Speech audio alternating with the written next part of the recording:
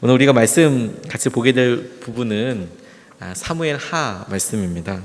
우리 지난주 한 주 건너뛰어서 조금 멀리 됐다라는 기분이 들기도 하지만 이것도 특별한 은혜라고 생각이 듭니다. 시편 할 때 다시 다윗에 대해서 우리가 보게 될 텐데, 지난번에 영상을 하나 보려고 준비하다가 보지 못했던 영상이 있어서 오늘 다시 한번 봤습니다. 제가 이야기하고 설명하는 것보다 여러분들이 직접 보시면 훨씬 더 머리에 잘 정리가 될 것 같아서 정리해 봤습니다. 빌 게이츠와 워렌 버핏이라는 분이 여러 MBA 다니는 청년들, 학교 대표들을 대상으로 해서 강연을 했는데, 그 강연의 질의응답 시간에 저 자매가 어떻게 하면 조직 내에서 더 성공할 수 있습니까? 이런 질문들에 워렌 버핏이랑 빌 게이츠가 대답하는 부분입니다. 같이 한번 보겠습니다. 두 분 모두 여러 명의 경영자들을 거느리고 계신데요. 새롭게 이 분야에 취업하게 된 사람이 더 높은 경영자의 자리로 올라가기 위해서는 어떤 절차를 거쳐야 하는지가 궁금합니다. 네. 저도 학교를 졸업할 때쯤에 깨닫게 된 사실입니다만, 어디에서나 특별한 사람은 항상 눈에 띕니다. 그들이 주목받는 이유는 IQ가 200이라서가 아니에요. 그들의 행동 방식, 그들이 해내는 일이 중요하죠. 저희는 각 직원이 얼마만큼의 에너지와 정성과 실력을 보여주는지, 주위 사람들과 어떻게 지내는지 등을 다양한 면을 봅니다. 뛰어난 사람들은 기대 이상으로 눈에 띄게 마련입니다. 하지만 어떤 상황에서든 필요한 것은 마음에 들든 안 들든 간에 편안한 마음가짐입니다. 화술도 길러주면 좋습니다. 화술은 앞으로 5, 60년간 아주 중요한 역할을 할 자산이니까요.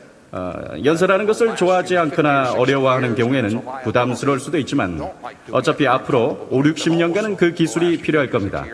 그 외에는 대부분 인간관계의 기술입니다. 주위 사람들로부터 최선을 끌어낼 수 있는 건 드문 재능이죠. IQ와는 상관없습니다. 그보다는 태도와 관련이 깊어요.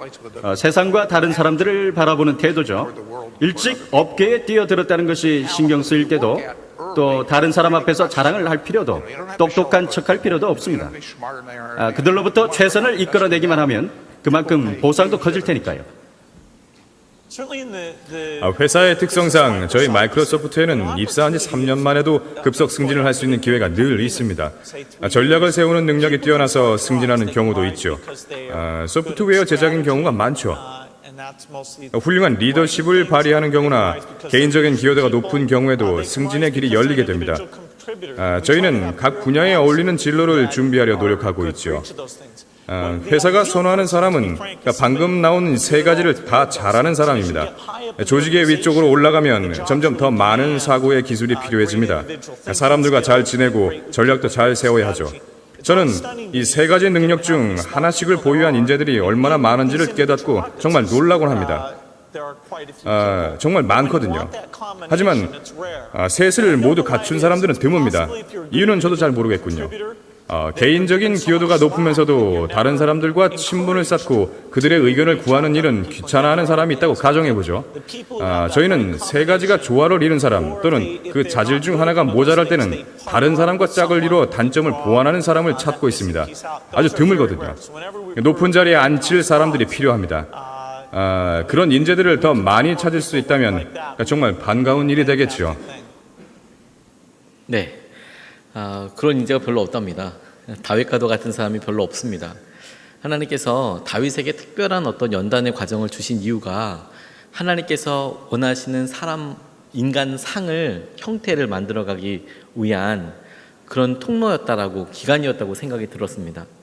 지난 시간에 주님께서 다윗을 선택하시고 이스라엘 땅에 사울이라는 왕이 있었지만, 하나님께서 인정하시는 다윗, 목동 다윗이 동시에 공존하는 그런 것에 대해서 우리가 살펴보고, 하나님께서 어떻게 다윗을 연단시켜 가게 하시는지를 보았습니다. 그리고 마지막에 사울이 죽는 장면으로 해서 사무엘상이 끝나게 되었는데요. 하나님께서 이제 사무엘 하에서는 어떻게 왕이 된 다윗이 생활하느냐, 활동하느냐, 여기에 포커스를 맞춰서 이야기하고 있습니다. 사무엘 하는 다윗이 죽어가는 거의 마지막까지가 나와 있어요. 열왕기 상 초반에 이제 유언하고 솔로몬한테 왕위를 물려주는 장면이 나오지만, 그의 삶의 거의 마지막까지가 사무엘 하까지 진행이 되고요. 열왕기상은 솔로몬에 관련된 이야기, 그리고 하로 이어지면서 여러 이제 왕국에 대한 이야기들이 이제 나오게 됩니다. 사무엘 하에서 가장 특징적인 이야기는 무엇이냐면 이스라엘의 두 번째 왕인 다윗에 대한 이야기인데, 사무엘이 기록했다고 여겨집니다. 사무엘 상하가 이뤘는데 사무엘 상하니까 사무엘이 중간에 죽던데 맞습니다. 그런데 사무엘이 지었다라고 이야기하는 이유가 무엇이냐면, 이런 선지자, 사무엘과 같이 살았던 이런 선지자들이 예전에는 이걸 그대로 처음부터 끝까지 외웠거든요. 이제 구전의 형태로 내려왔기 때문에 그렇습니다. 그래서 초안을 사무엘이 잡고 그가 죽을 때까지 쓰고 그걸 계속해서 이어내어 갔기 때문에 사무엘을 썼다고 그렇게 이야기를 합니다. 그래서 유다에서 썼고, 그리고 뭐 절수는 그와 같습니다. 그래서 백성을 다스리는 다윗이 왕으로서 어떻게 했는지에 대해서 1장서부터 4장은 유다의 왕으로, 그리고 5장서부터 24장까지는 온 이스라엘의 왕으로서의 다윗의 모습을 드러내고 있어요. 그러니까 완전히 하나님께서 그를 선택하시고 이끄실 때에 하나님이 어떻게 하셨나와 관련된 것이겠죠. 다윗이 유다 지파의 왕이 됩니다. 하나님께서 그렇게 그의 삶을 연단하시더니 막상 하나님께서 다윗을 선택하시고 이끄실 때에는 이게 언제 그랬냐는 다시피 대안이 없게 하여 주셨어요. 그들이 전쟁에서 사울이 죽는 걸 다 봤습니다.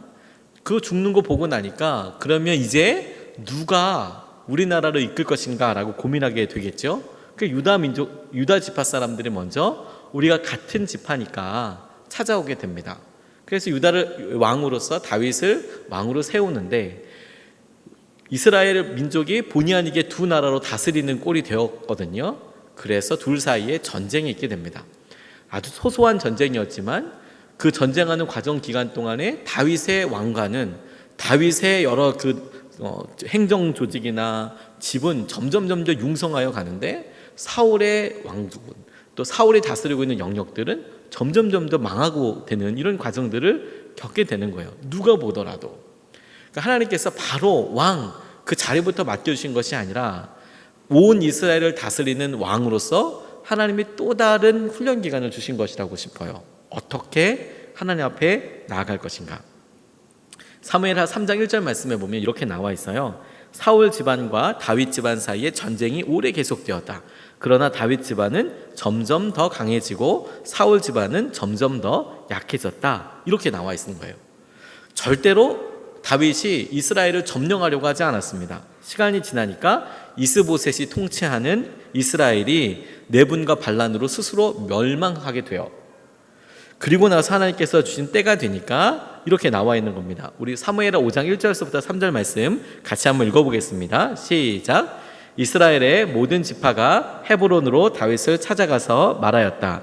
우리는 임금님과 한 고륙입니다. 전에 사울이 왕이 되어서 우리를 다스릴 때에 이스라엘 군대를 거느리고 출전하였다가 다시 데리고 돌아오신 분이 바로 임금님이십니다. 그리고 주님께서 내가 나의 백성 이스라엘의 목자가 될 것이며 내가 이스라엘의 통치자가 될 것이다 하고 말씀하실 때에도 바로 임금님을 가리켜 말씀하신 것입니다. 그리하여 이스라엘의 모든 장로가 헤브론으로 왕을 찾아오니 다윗 왕이 헤브론에서 주님 앞으로 나가 그들과 언약을 세웠다. 그리고 그들은 다윗에게 기름을 부어서 이스라엘의 왕으로 삼았다 라고 이야기하고 있습니다. 우리가 왕이 되는 코스라고 생각을 한다면 가장 흔한 방법이, 가장 일반적인 방법이 왕의 아들로 태어나면 왕자로서 왕위를 이어받을 수 있겠지요. 다윗과 같은 경우에는 그런 방법은 아예 통하지가 않겠죠. 사울의 왕가가 아니었으니까. 그러면 두 번째로 생각할 수 있는 방법이 무엇이냐면 공주와 결혼해서 부마가 되는 거죠. 그래서 그의 탁월함을 인정받으면 혹 왕위를 받을 수도 있지 않겠습니까? 근데 그에게 그런 기회가 왔었어요. 그래서 미갈이랑 결혼하게 되죠. 결혼하고 그가 아주 출중한 전적을 이렇게 드러냈음에도 불구하고 오히려 사람들의 질시, 무엇보다도 사울 왕의 질투를 경험하게 됩니다. 그러니까 그 자리가 우리가 보기에는 왕실의 모든 것과 정치와 이런 것들을 정말 빼다 밖에 딱 좋다 이렇게 그런 용도로 그 자리가 너무 좋다라고 우리는 생각하기 쉽잖아요. 근데 하나님은 어떤 용도로 그 자리를 쓰셨냐면 사울 왕의 엄청난 미움과 질투를 받을 수 있는 자리로 그 자리에 두셨어요. 제일 가까이 피할 수도 없는 가족이라는 형태로 그가 그렇게 달달달달 볶임을 받았죠. 그러니 아내의 아버지, 장인어른이기도 하지만 그를 죽이려고 하고 있지 않습니까? 그러면 그도 똑같은 방법과 행동으로 하기 쉬울 텐데 하나님께서 끝까지 그에게 기다리게 하셨고 참으라고 하셨고 그를 훈련하셨습니다. 이런 훈련의 과정들은 우리 다윗이라는 주제를 가지고 한번 우리 시편 배울 때 같이 보게 될 때가 있을 텐데요. 중요한 것은 하나님께서 그가 스스로 왕이 되기 위해서 어떤 행동도 하라고 하지 않으셨다라는 거예요. 기다리라고. 혹은 기다리라는 얘기조차도 안 하셨습니다. 이게 뭐 언제 기회가 올까? 기름은 어렸을 때 부어주셔서 너 왕 될 거다 이렇게 말씀하셨는데 그의 삶이 계속해서 그렇게 연단과 어려움이 당했던 시간이 자기도 모르게 끝난 어느 순간이 되니까 사람들이 와서 당신이 왕이 되어주셔야 합니다 라고 이야기하더라는 것이죠. 온 이스라엘의 왕이. 하나님께서 됐다, 이제 고난의 때를 넘어갔다, 이제 하나님께서 행하시는 은혜 가운데 들어가게 되었다, 이게 하나님께서 지금 굉장히 중요한 사인이다라고 생각하게 되었습니다. 그래서 온 이스라엘의 왕으로서 그가 활동하게 됩니다.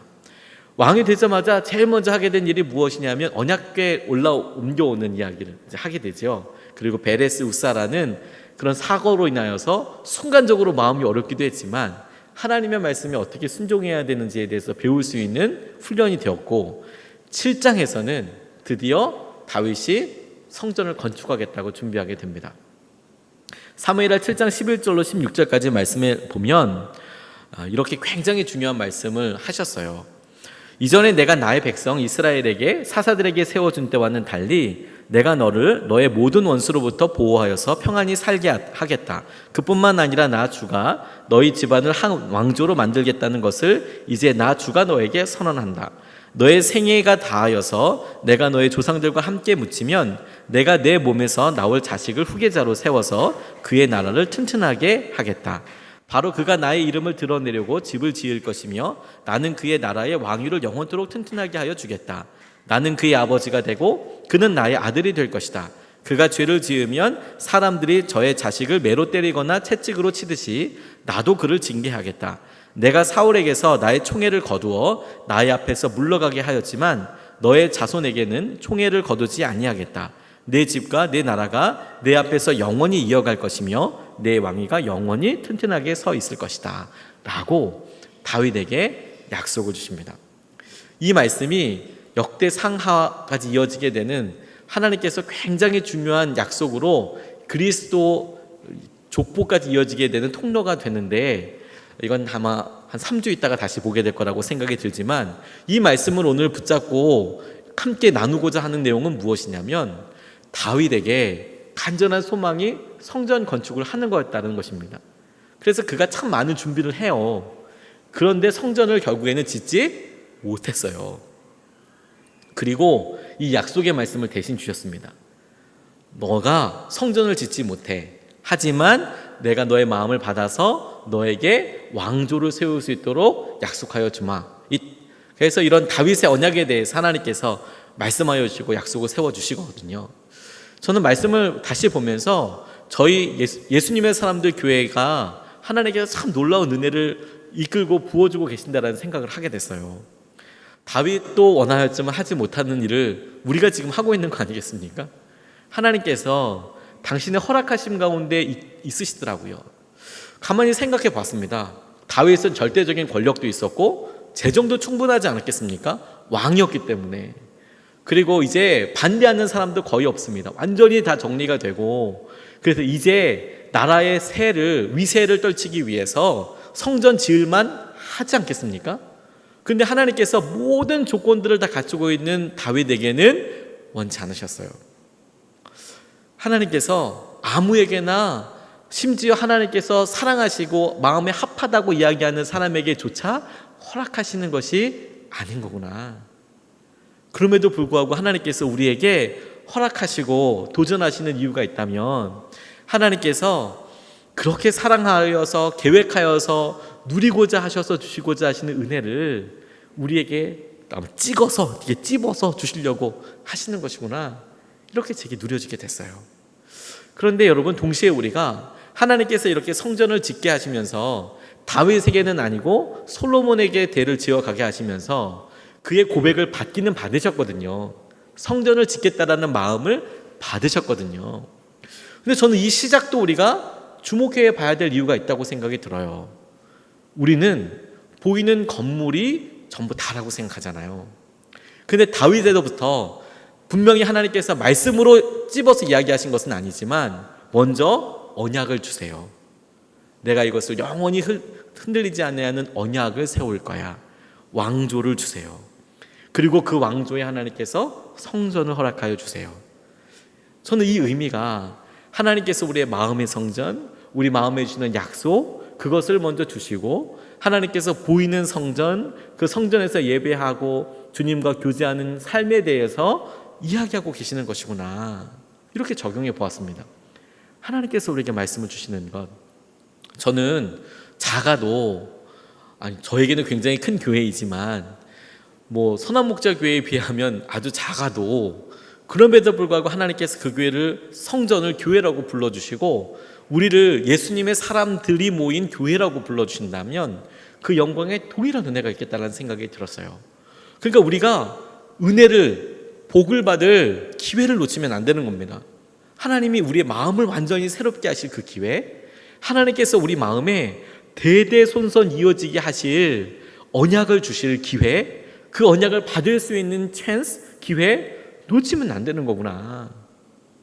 막 사역이 바쁘면 여러분, 사역에만 막 다 들어가는 거예요. 저 그런 실수 정말 많이 했거든요. 선교를 가야 하고 무슨 교회에서 어떤 행사를 준비하다 보면 그 행사에 완전히 몰입하게 돼서 그것만 완전 다 끝내버리는 거예요. 그러면 끝나고 나면 사람들 다 떨어져 버리는 겁니다. 관계가 너무 힘들어지는 거예요. 특별하게 욕을 하거나 잘못한 것도 없어요. 그런데 힘들어요. 사역하고 나면 힘들어요. 너무 어려워요.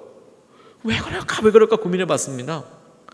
사람이 일이 먼저 가고 보이는 것 먼저 가고 그것부터 하다 보면 당연히 그렇게 되겠죠. 성전이 딱 그와 같아요. 보이니까 당장 그 일을 하고 가지 않습니까? 근데 하나님께서 저희에게 아주 평안한 마음을 주셨어요. 저는 우리 운영위원회 여러 우리 권사님들 또 우리 장로님께서 기쁨으로 섬겨주시지만 한결같은 마음으로 천마음 잃지 않고 있어요. 우리 교회는 천막으로 하려고 했던 교회지. 근데 주님께서 지금 우리가 순종하려고 하는데 이렇게 건물 건축까지 하고 있도록 하고 계시지.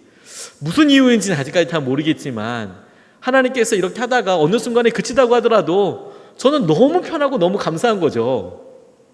아무 문제가 될 게 없거든요. 저는 준비가 되어 있거든요. 의자가 없고 장판 깔아도 너무 괜찮거든요. 원래 그렇게 하려고 했으니까. 그래서 성도님들이 조금 고생스럽고 어려우시더라도 예수님의 사람들로 하나님께서 우리에게 도전해 가시는 거라고 한다면 저는 그건 굉장히 의미 있는 거라고 생각이 들어요. 그게 하나님께서 우리에게 원하시는 거라면 먼저 언약을 주시고 그 언약을 통해서 하나님께서 당신의 성전을 지어가게 하여 주시죠. 그래서 하나님께서 우리에게 성전 건축을 하나님께서 다윗에게 약속하신 이런 이야기를 주시면서 그의 삶이 계속 이어집니다. 그런데 참 안타까운 것은 그 이후에 다윗의 연약한 모습이 나오는 거예요. 야, 성전을 주시겠다, 언약을 주셨는데 그 언약에 대하여 제일 먼저 이렇게 실수한 사람 다윗이 되는 거죠. 밧세바와의 간음 사건이 있게 됩니다. 우리 사무엘하 12장 13절 14절 같이 한번 읽어보겠습니다. 시작. 그때에 다윗이 나단에게 자백하였다. 내가 주님께 죄를 지었습니다. 나단이 다윗에게 말하였다. 주님께서 임금님의 죄를 용서해 주실 것입니다. 그러므로 임금님은 죽지는 않으실 것입니다. 그러나 임금님은 이번 일로 주님의 원수들에게 우리를 비방할 빌미를 주셨으므로 밧세바와 임금님 사이에서 태어난 아들은 죽을 것입니다.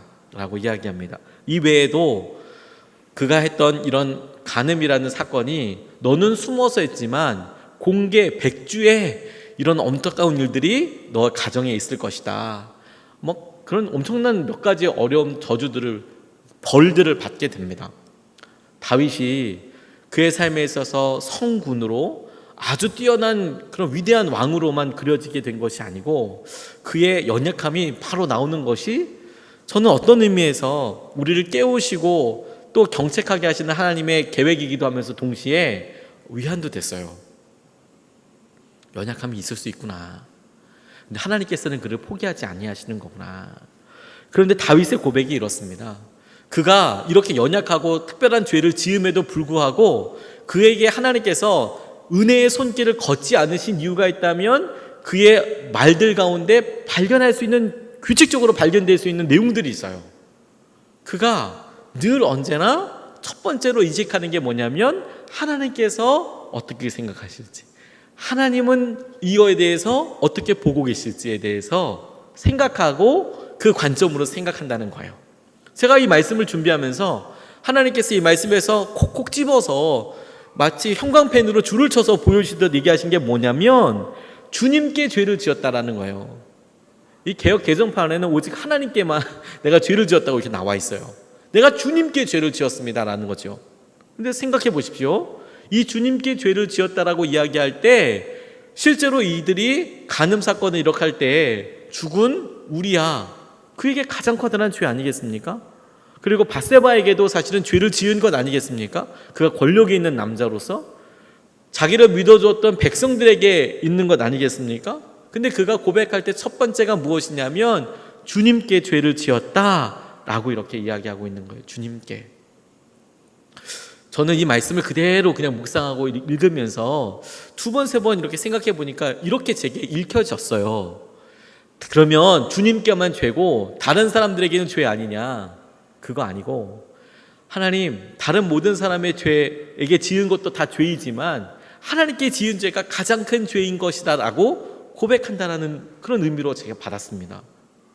내가 우리아에게도 씻을 수 없는 죄이고 그것 때문에 죽는다고 해도 내가 어쩔 수 없을 거고 내가 밧세바나 신하들이나 모든 사람들에게 다 죄이겠지만 무엇보다도 주님께 내가 죄를 지은 것이 가장 커다란 아픔과 그리고 가장 마음을 찢으면서 회개해야 될 내용입니다 라고 고백하는 것처럼 제게 다가오더라고요. 우리가 죄에 대하여 이야기할 때 하나님께서 우리 마음의 모든 것들을 보고 계시는 것에 주목할 필요가 있겠습니다.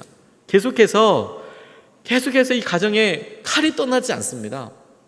이 일로 인하여서 그가 죄로 한번 무너진 것으로 인하여서 가정에 칼이 떠나지 않아요.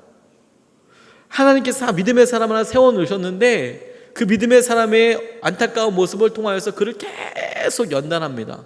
그 연약한 모습을 완전히 고치시고 그에 대한 대가들이 우리 가운데 있게 되는 것이죠.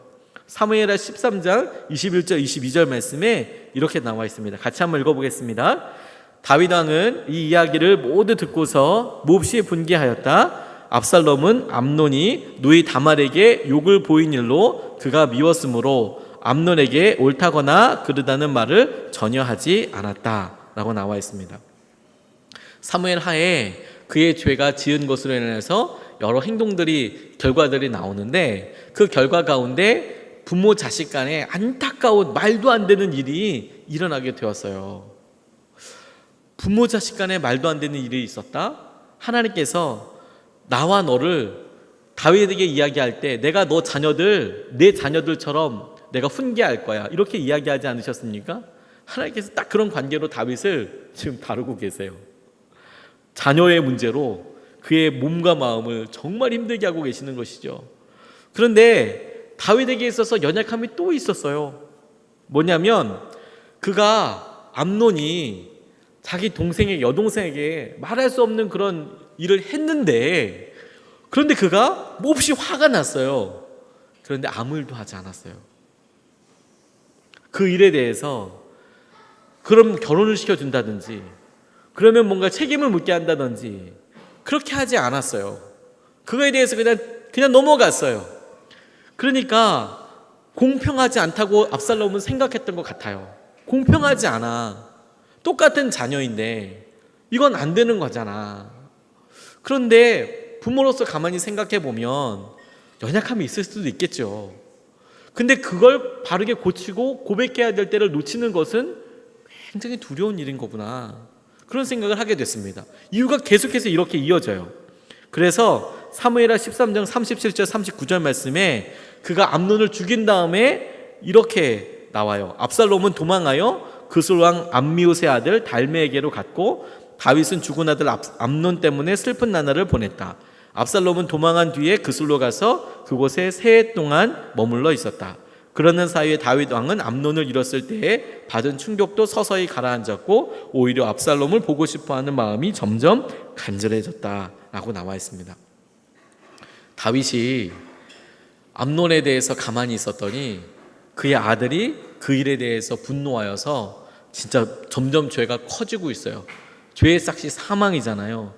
근데 그가 가만히 있으니까 그 일에 대해서 아들이 이 일에 대하여 또 다른 살인 사건을 일으키게 되는 것이죠. 너무 안타까웠어요. 너무 안타까웠어요. 하나님께서 우리에게 자녀를 주시고 귀한 관계를 주신 이유는 그 모든 일에 대하여 우리가 깨어있고 기도하고 그 일에 대하여 주님의 마음으로 섬기라고 하게 되는 것이잖아요. 가만히 있는 게 능사가 아니더라고요. 고쳐주어야 하는 거구나. 왜냐하면 여러분 이게 이렇게 이어집니다. 사무엘하 14장 23절 24절 말씀 한번 같이 한번 읽어보겠습니다. 시작. 그리고는 요압이 일어나 그술로 가서 압살롬을 데리고 예루살렘으로 왔다. 그러나 왕의 지시는 단호하였다. 그를 집으로 돌아가게 하여라. 그러나 내 얼굴은 볼 수 없다. 그리하여 압살롬은 아버지에게 인사도 하지 못하고 자기 집으로 돌아갔다. 다윗 마음이 아들 압살롬에게 있는 걸 보고 요압이 흉계를 꾸며요. 돌아오게 합니다. 그런데 이때에도 다윗이 어떻게 하는 줄 아십니까? 그에게 잘못을 묻지 않아요. 아무 얘기도 하지 않아요. 아무 얘기도. 잘못했지 않습니까? 말도 안 되는 일을 하지 않았습니까?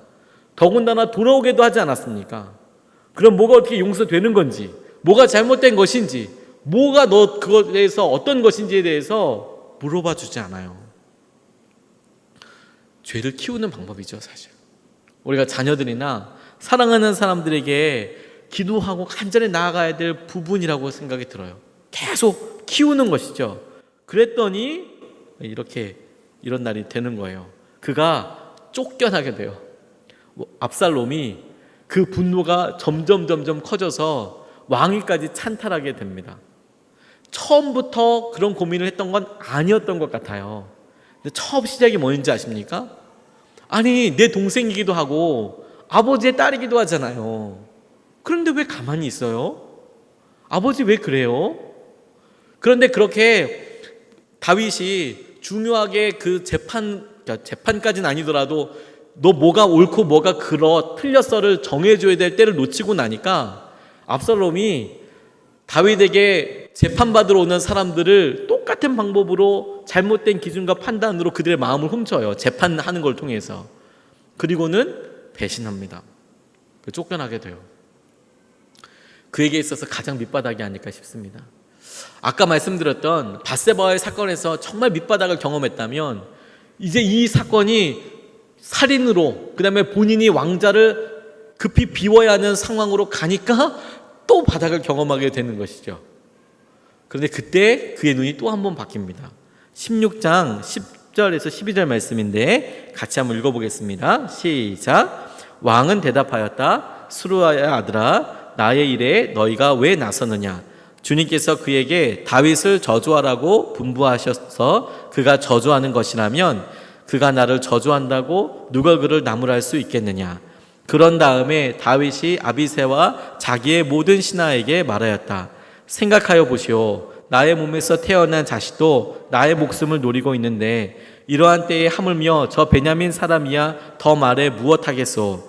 주님께서 그에게 그렇게 하라고 시키신 것이니 그가 저주하게 내버려 두시오. 혹시 주님께서 나의 이 비참한 모습을 보시고 오늘 시므이가 한 저주 대신에 오히려 나에게 좋은 곳으로 갚아주실지 누가 알겠소. 그의 속마음을 그대로 이야기한 거라고 생각이 들어요. 그런데 여러분, 제가 처음 말씀드렸듯이 하나님께서 다윗을 정말 벼랑 끝으로 몰아가시거든요. 근데 벼랑 끝에서 결국 밀어버리지 않으시는 이유가 저는 여기 있다고 생각이 들어요. 그가 말도 안 되는 저주를 받고 있는 겁니다. 억울한 상황에 처한 겁니다. 근데 그런 억울한 상황에서 그가 지금 떠올리고 있는 게 뭐냐면 하나님이 하게 하실 수도 있잖아. 그리고 내가 저런 저주를 내가 받아야 될 형편이 아니라면 하나님이 내 억울함을 아실 거잖아. 그가 가장 어렵고 힘든 밑바닥에 가니까 하나님을 떠올리게 되는 거야. 하나님께서 다윗에게 있어서 괜히 광야 가게 하신 거 아닌 것 같아요. 한 나라의 왕 사울에게 쫓기니까 왕보다 높은 사람은 없지 않습니까? 사람은? 그러니까 누구만 의지하게 돼요? 사람을 의지할 수 없어요. 하나님만 의지하게 되는 거예요. 그러니까 그 숱한 것들을 하나님만 바라보며 광야에서 살았습니다. 그게 그의 삶에 목숨 걸고 뼈저린 상황마다 깊이 각연되어 있죠. 그런데 우리는 그게 쓸데없다, 왜 이렇게 고초와 어려움 가운데 사냐, 이게 무슨 의미 있냐 이렇게 생각하잖아요. 그런데 저는 말씀을 보다 보니까 그렇게 깊이 하나님과 만나고 하나님께서 이야기하셨던 그 기간이, 그 과정들이, 훈련이 다윗이 가장 밑바닥에 나가서 인생의 철저한 파괴, 인생의 철저한 실패를 마주하게 될 바로 그때에 하나님을 붙잡게 되는 유일한 통로가 되더라고요. 그래도 하나님 계시지. 그래도 내 삶에 하나님 계셔. 하나님께서 함께 하시잖아. 하나님이 억울하다고 생각해 주실 거야. 하나님이 지금 내 마음 아실 거야. 야, 저는 사실요, 뭐 이런 상상을 해보는 것 자체가 좋지 않지만 자녀에게 어떠한 방법이든지 배신을 당하는 상황이면 제 삶에서 다른 가능성을 생각할 수 있을까라는 생각이 들어요. 너무 아플 테니까. 근데 다윗은 그 상황에 다른 사람들의 배신까지 겹쳐지는 그 여러 형국에서도 하나님을 떠올리게 되잖아요. 이게 축복이라니까요. 다윗이 하나님 붙잡았어요. 그게 하나님께서 역사하시는 통로가 되는 것이죠. 그렇게 그의 마음을 확인도 했지만 하나님께서 연약함이 그가 자녀들을 키우는 데 있어서도 있다고 얘기했잖아요. 그건 또 이렇게 결론되게 됩니다. 우리 사무엘하 18장 33절인데 같이 한번 읽어보겠습니다. 시작. 왕은 이 말을 듣고 마음이 찢어질 듯 아파서 성문 위에 다락방으로 올라가서 울었다. 그가 올라갈 때에 내 아들 압살롬아, 내 아들아, 내 아들 압살롬아, 너 대신에 차라리 내가 죽을 것을, 압살롬아, 내 아들아, 내 아들하고 울부짖었다. 다윗이 압살롬을 그래도 어느 구석은 사랑했던 것 같아요. 그러니까 그의 죽음에 대해서 이렇게 이야기한 것 아니겠습니까? 근데 여러분, 바로 이 이야기를 압살롬이 살아있을 때 이야기해 주었으면 어땠을까요? 암논이 다말을 그렇게 해가지고 말도 안 되는 일에서 막 화가 난 압살롬 표정을 알지 않았겠습니까? 그런데 압살롬 불러다 놓고 내 아들아 압살롬아, 내 아들아, 내 아들아 압살롬아, 너 그렇게 아파하고 너 스스로 마음에 그렇게 죽을 만큼 고생하지 마라. 내가 너 대신 죽는 게 낫겠다라고만 얘기해 줬어도 압살롬이 그렇게 형을 죽이고 싶은 마음까지는 안 들었을 것 같아요. 암논을 그렇게 죽이고 말도 안 되는 일을 해서 그의 마음이 아들에게 가 있었다면서요. 그를 다시 불러왔다면서요.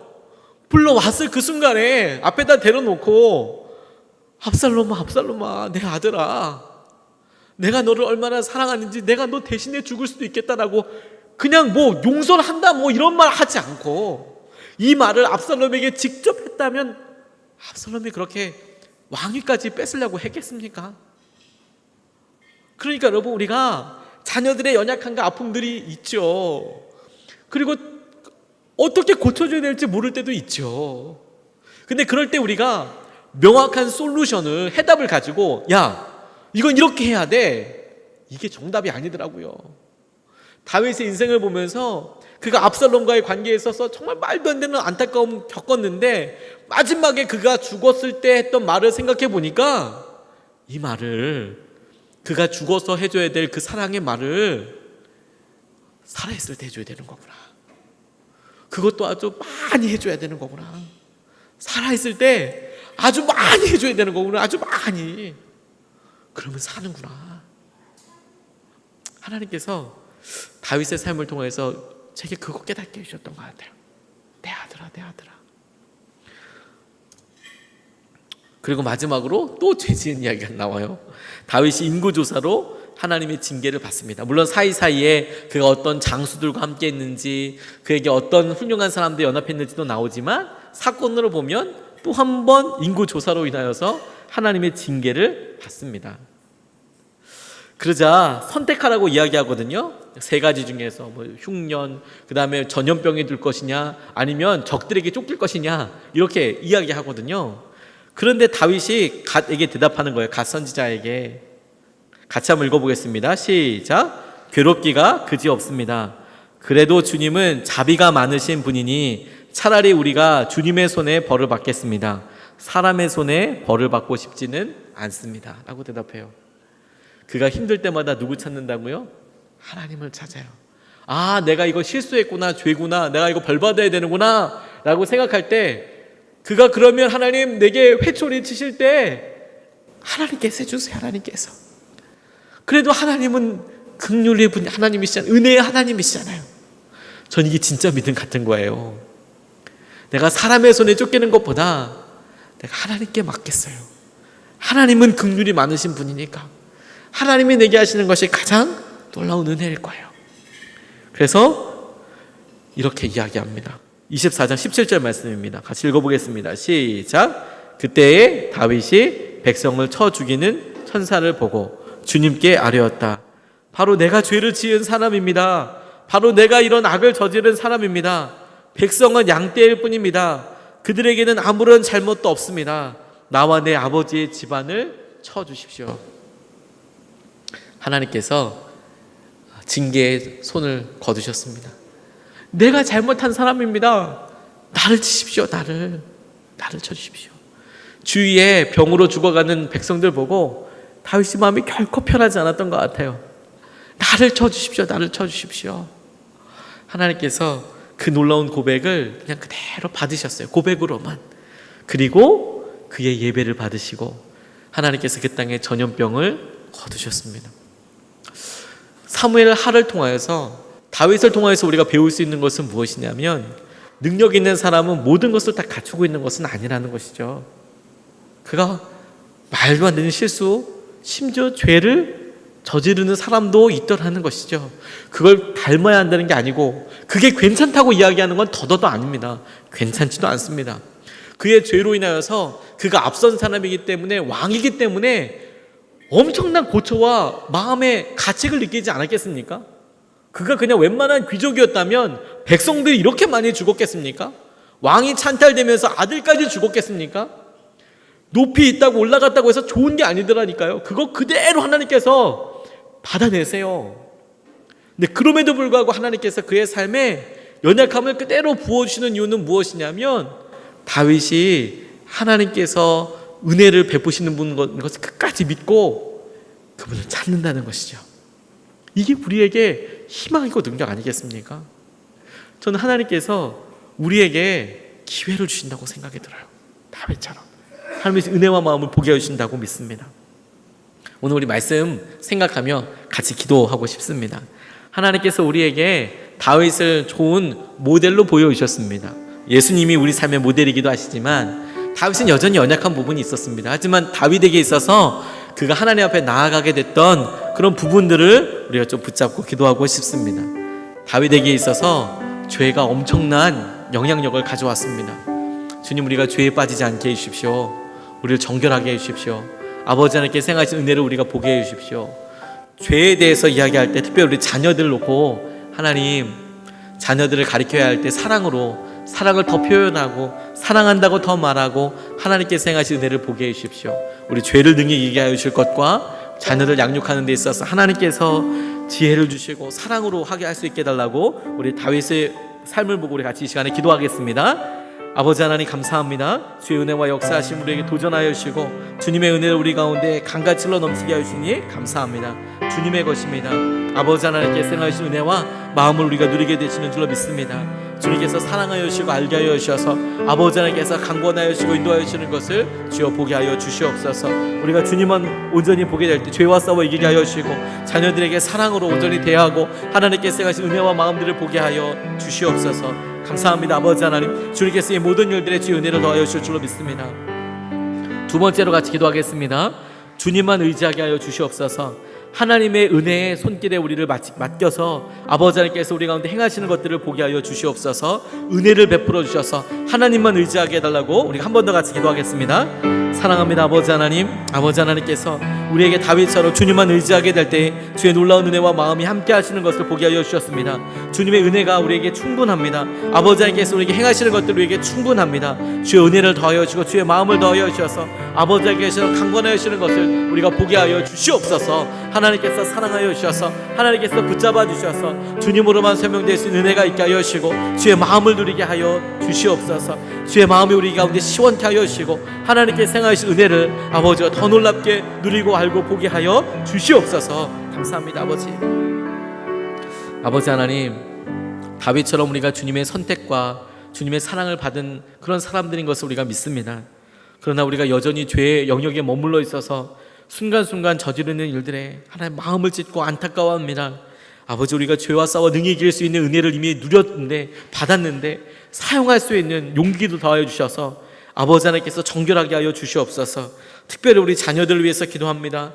사랑을 더 표현하고 주님께서 해야 될 말, 표현해야 될 말, 사랑하고 긍정해야 될 말들 더하여 주셔서 우리 자녀들을 사랑으로 온전히 키우게 하여 주시옵소서. 아버지 하나님, 당신만 온전히 의지하게 하여 주셔서 어떠한 순간에도 하나님께서 우리를 행하시는 것을 보게 하여 주시고 알게 하여 주시고 누리게 하여 주시는 귀한 축복을 우리가 보게 하여 주시옵소서. 아버지, 우리가 지역장, 속장님들 모여서 밴드를 합니다. 주님의 은혜가 강같이 흘러넘치게 되기를 원합니다.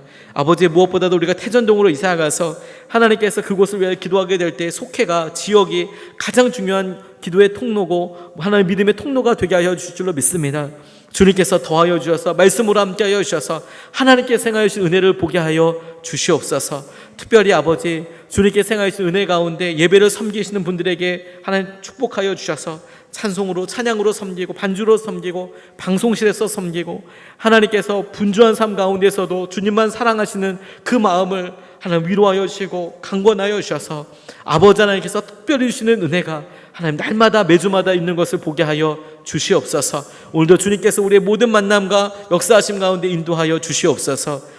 이제는 우리 구주 예수 그리스도의 은혜와 하나님 아버지의 무한하신 사랑과 성령의 내주감과 교통케 하심이 하나님 사랑하시는 예수님의 사람들 위해 지금으로부터 영원토록 함께 하시기를 축원하옵나이다. 아멘.